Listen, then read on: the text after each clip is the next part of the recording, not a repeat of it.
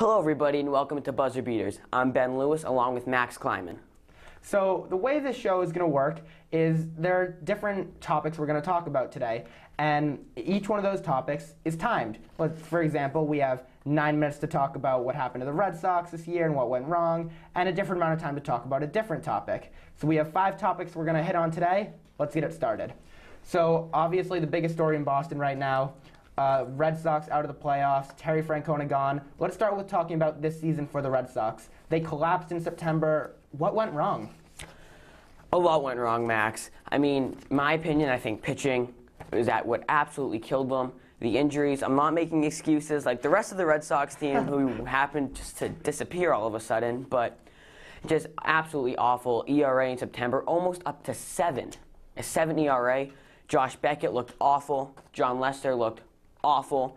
These guys, they can't even get into the 5th inning. Once they get in the 5th inning, they're toast. I just don't get it. These guys are supposed to be the best 2 pitchers in baseball. Never mind John Lackey. I just can't get into that right now. Yeah, I mean, I completely agree with you.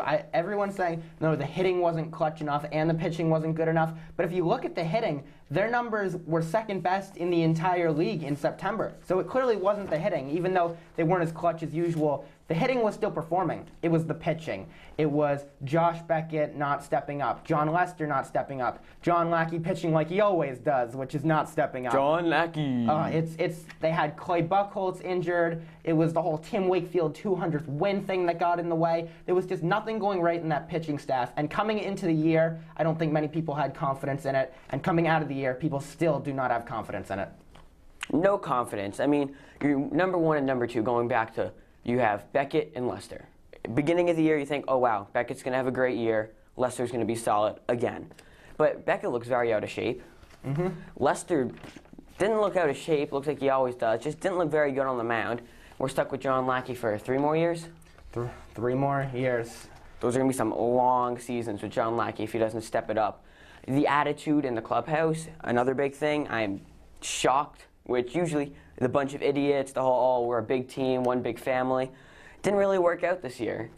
I mean, yeah. I'm disappointed. I mean, from reports that came out, it said the team didn't have each other's backs. They weren't spending time with each other. They didn't really feel like the family. They were like a bunch of coworkers who came into work every day and, did their job, tried sort of hard, and then went home and spent time with their family and cashed their checks. So that's not the kind of emotion and team that you want on this team. Back in 2004, when you had Johnny Damon, Kevin Millar, Manny Ramirez, and everyone got into it. They were the group of idiots, the big family. That was who you wanted on this team, the passionate guys who really cared, the Definitely. dirt dogs. But it just didn't seem to work out this year. And what do you think the Red Sox can do to improve it for next year? You have to have a team leader. And right now, Jason Varitek, not so much of a team leader. In all fairness to Jason, I mean, he hit .210 and plays probably once every month or 2 months. And you can't really have a guy step in and say, oh man, you can't do this, you can't do that. And he doesn't do any of it really himself. And so I think Dustin Pedroia, a.k.a. the Muddy Chicken, should step up. He is a dirt dog or a dirt chicken, but I mean, I think he's definitely going to step up. I think Ellsbury coming off an MVP caliber season is definitely going to step up as a leader.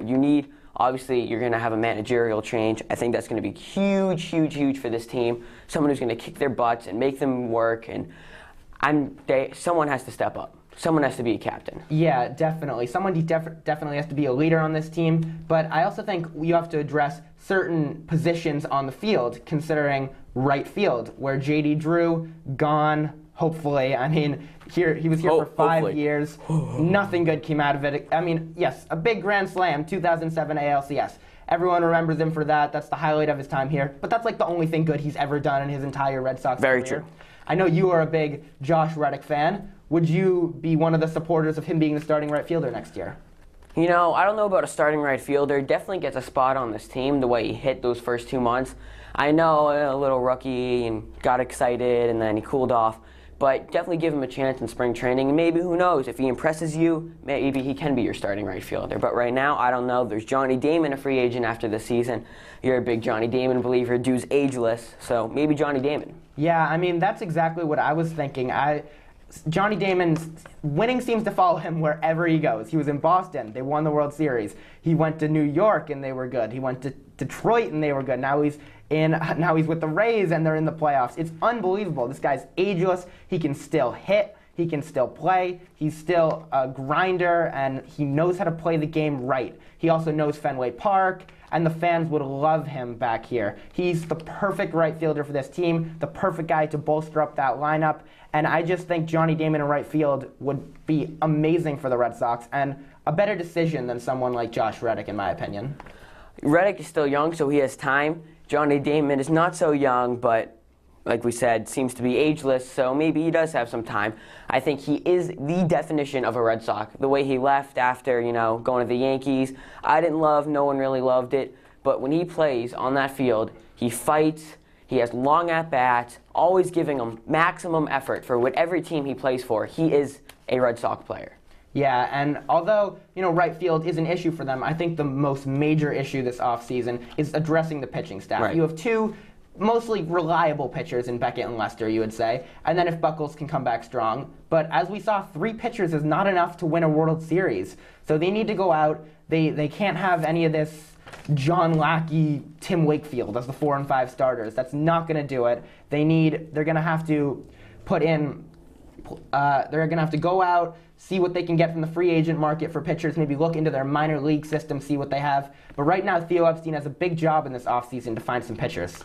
That is a very big job because, Beckett and Lester, yes, coming out next year, they are going to be your 1 and 2.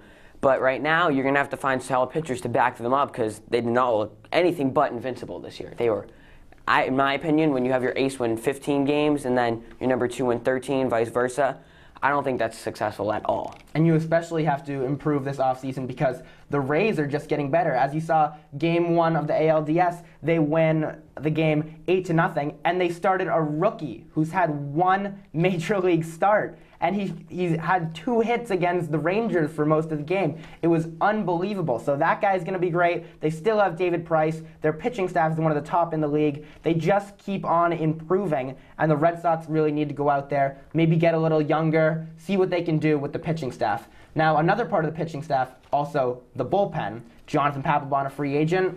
What do you do about that? I think you try your hardest to re-sign Pap. I really do. I think Papelbon is the closer of this Boston Red Sox team.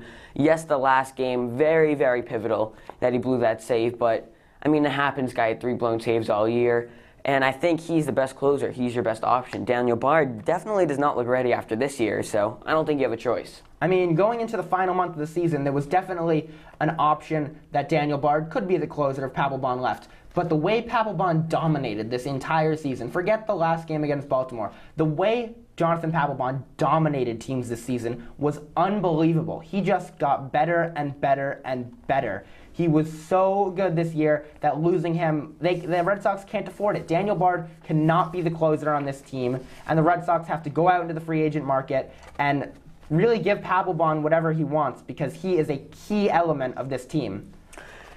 Daniel Bard's ERA, 3.33 this year. As an 8th inning setup man, pretty despicable in my opinion. It's a little high, yeah. He throws 100 mile an hour. That's great. Throws a pretty good breaking ball. That's great. But as Jonathan Papelbon has figured out over his career, when someone figures out, oh, it's just a fastball, maybe an off-speed pitch, they can catch up to it. I don't care how hard you throw it. He's going to have to learn some other pitches to become this closer, and he has to learn from Jonathan Papelbon.